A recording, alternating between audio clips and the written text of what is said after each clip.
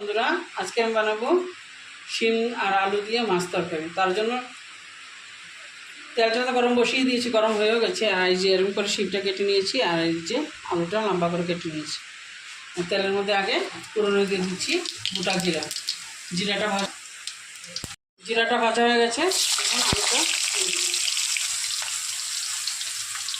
আলুটা ভেজে নেবো। আগে নুন আর হলুদ দিয়ে একটু লাল করে একটু ভেজে নেবো। চিনিগুলো একসঙ্গে ভেজে নেবো।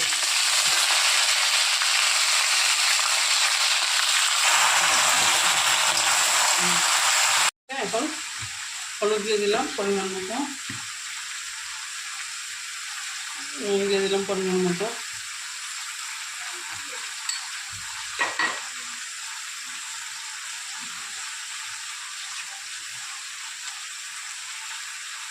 লঙ্কার গুঁড়ো দিয়ে দিলাম,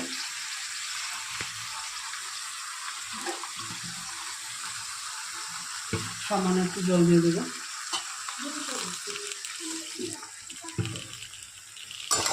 ভালো মতো কষিয়ে নেব। কষানো হয়ে গেছে, এখন জল যা যতটুকু লাগবে দিয়ে দিলাম।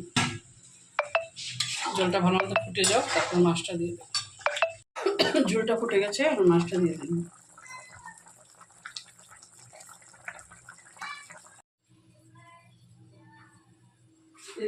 এই দেখুন বন্ধুরা, আমার শিম দিয়ে মাছ তরকারিটা হয়ে গেছে। যদি ভালো লাগে অবশ্যই লাইক করবেন, শেয়ার করবেন, সাবস্ক্রাইব করবেন। Thank you.